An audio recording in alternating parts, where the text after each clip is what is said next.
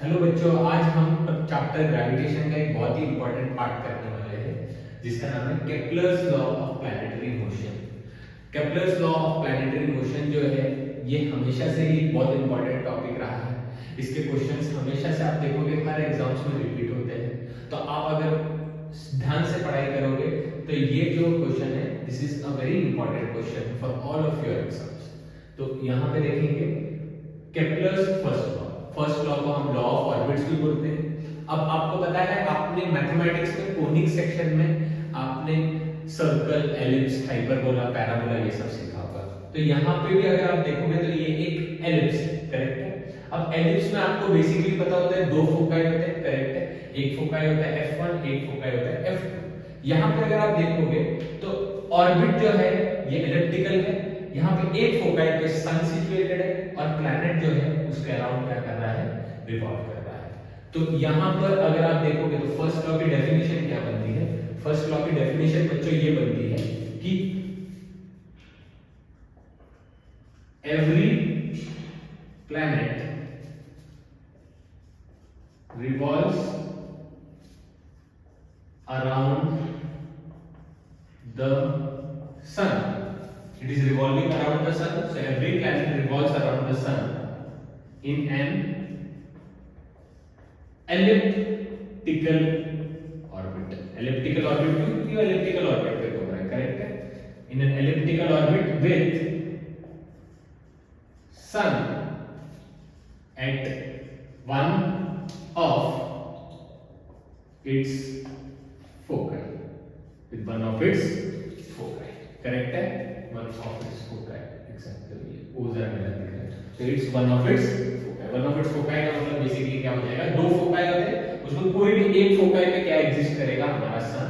तो यहाँ पे हमको पता है हर एक प्लैनेट जो है that will revolve in an elliptical orbit with sun at one of its foci. So this is basically the first law and this law is also called as the law of बच्चों next जो अपन loss के बारे में बात करने वाले हैं वो लॉ है second law, that is law of areas. ये बेसिकली बोलता क्या है, अगर सपोज मैं एक सेम टाइम पीरियड लेता हूं, सपोज मैं एज्यूम करता हूं कि ये प्लैनेट जो है वो P3 से P4 गया 5 सेकंड में, फिर मैं एज्यूम करता हूं P1 से P2 गया 5 सेकंड।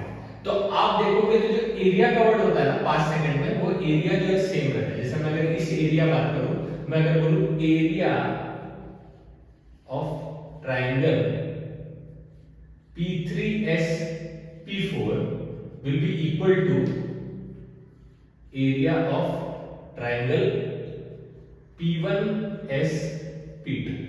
तो ये हमको पता चलता है कि बेसिकली जो एरिया कवर्ड है ना वो सेम रहता है, करेक्ट है। अगर आप देखोगे तो यहां से यहां तक का डिस्टेंस कवर्ड सेम नहीं है सेम टाइम के लिए 5 सेकंड में। यहां पे देखोगे तो कम डिस्टेंस कवर्ड है, यहां पे देखोगे तो ज्यादा डिस्टेंस कवर्ड है। लेकिन अगर ओवरऑल एरिया का बात करूं, जो कि ये वाला एरिया है और ये वाला एरिया है, वो क्या हो जाता है, सेम हो जाता है। क्योंकि यहाँ पे ऑब्वियसली थोड़ा डिस्टेंस कम है सन का प्लैनेट से, तो एरिया जो यहाँ पे देख रहे हो ज्यादा कवर हुआ है। यहाँ पे अगर देखोगे तो ये डिस्टेंस थोड़ा ज्यादा है, तो यहाँ पे अगर देखोगे तो एरिया भी काफी कवर हो चुका है। तो अगर आप देखोगे तो एरिया सेम होता है, डिस्टेंसेस सेम नहीं होता। और एक चीज ध्यान से मैं बताऊं कि यहाँ पे हमको पता है कि कम डिस्टेंस है, तो इसीलिए हमको पता है थोड़ा इसका बॉडी का स्पीड जो है वो काफी ज्यादा बढ़ जाता है, प्लैनेट का स्पीड। क्यों, क्या होता क्या है बेसिकली, जैसे प्लैनेट घूम घूम के आता है, जैसे वो सन के पास आ जाएगा तो सन ज्यादा ग्रेविटेशनल फोर्स एक्सर्ट करेगा। और बॉडी को अगर कंटीन्यूअस मोशन में रहना है तो मेरे को पता है कि बॉडी को अपनी स्पीड बढ़ानी पड़ेगी, नहीं तो क्या हो जाएगा, सन का ग्रेविटेशनल फोर्स अगर बढ़ गया तो वो क्या करेगा, बॉडी को अंदर की तरफ खींच लेगा। जैसे अगर आपने देखा रहेगा कि जब भी मैं कोई ऑब्जेक्ट को घुमाता हूं, जैसे मैं एक एग्जांपल लेता हूं, तो मेरे को पता है कि अगर मैं इस ऑब्जेक्ट को कंटीन्यूअस घुमाए रखता हूं तो मेरे को पता है अगर मैं उसको घुमाए रखना है तो अंदर की तरफ एक फोर्स देना पड़ेगा, और इस ऑब्जेक्ट की जो साइड में है तो वो उसको भी एक सर्टेन अमाउंट ऑफ स्पीड से घुमाए रखना पड़ेगा, तभी ये घूमता है। तो यहाँ पे सन भी जो है ये इसको खींचना चाहता है, तो ये क्या करता है, सडनली अपनी स्पीड बढ़ा देता है। जबकि यहाँ पे उतनी स्पीड की जरूरत नहीं है क्योंकि वो ऑलरेडी डिस्टेंस ज्यादा हो चुका है, तो ग्रेविटेशनल फोर्स ऑफ अट्रैक्शन कम है, तो यहाँ पे थोड़ी उसकी स्पीड स्लो हो जाती है, जिसके से जो डिस्टेंस कवर होता है 5 सेकंड में वो कम हो जाता है। जबकि यहाँ पे स्पीड ज्यादा है इसलिए डिस्टेंस कवर जो है ज्यादा हो गई। तो यहाँ पे अगर आप वेलोसिटी के बारे में बात करो तो velocity from P3 to P4 and P1 to P2 does not remain same, correct है। लेकिन हाँ एरियल वेलोसिटी की बात करें, that is area covered upon time, तो एरियल वेलोसिटी सेम है। तो यहाँ पे मैं लिखूंगा velocity is not same, but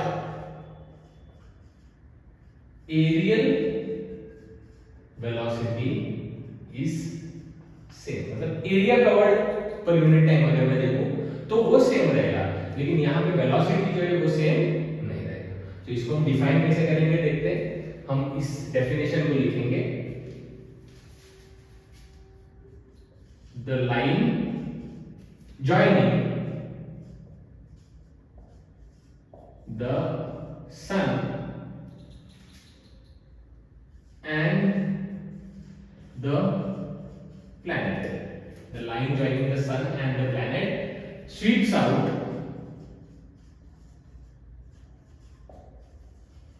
equal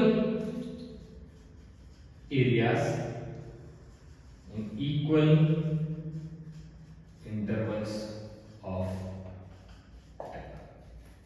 तो इससे अपने को ये पता चलता है जो लाइन जॉइनिंग है प्लैनेट और सन के बीच वो इक्वल एरिया कवर करेगा इक्वल इंटरवल ऑफ टाइम। जैसे 5 सेकंड में इतना एरिया कवर किया, यहाँ पे भी 5 सेकंड में एरिया कवर्ड है वो सेम। वेलोसिटी डिफरेंट रहेगी, नजदीक आता है तो स्पीड बढ़ जाता है, यहाँ पे स्पीड थोड़ा कम हो जाता है क्योंकि दूर हो जाता है, तो वेलोसिटी डिफरेंट रहेगी। बट एरियल वेलोसिटी बेसिकली होता है कि area covered upon time, time तो सेम है और एरिया कवर्ड भी सेम है, तो एरियल वेलोसिटी क्या हो गई सेम, तो एरियल वेलोसिटी रिमेंस सेम। ठीक है, is it very clear?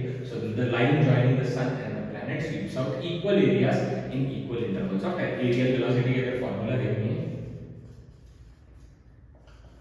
Confuse ना हो इसीलिए,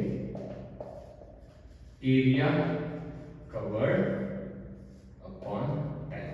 एरिया कवर्ड सेम था, दोनों में टाइम भी सेम था, तो एरियल वेलोसिटी क्या हो जाता है सेम हो जाता है।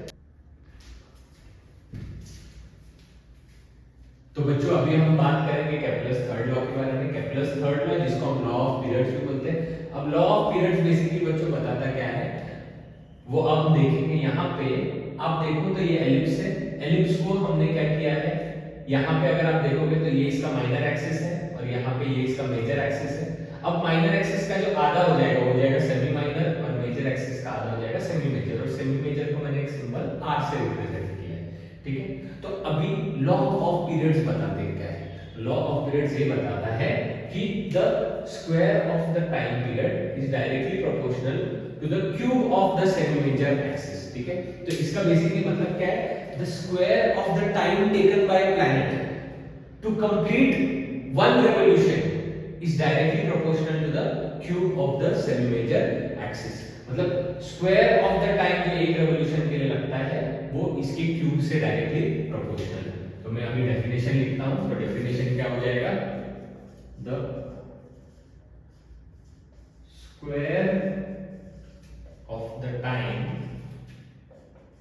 Taken by a planet to complete one revolution is directly proportional to the cube of the semi major axis।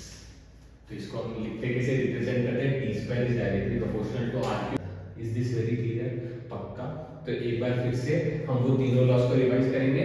तो फर्स्ट लॉ क्या बोलता है, every planet revolves around the sun in an elliptical orbit with sun at one of its foci. ये first law था। Second law क्या बोलता है, second law ये बोलता है the line joining the sun and the planet covers equal areas in equal intervals of time. और third law क्या बोलता है, the square of the time taken by a planet to complete one revolution is directly proportional to the cube of the semi major axis. तो ये थे हमारे Kepler के 3 very important laws. Okay, thank you.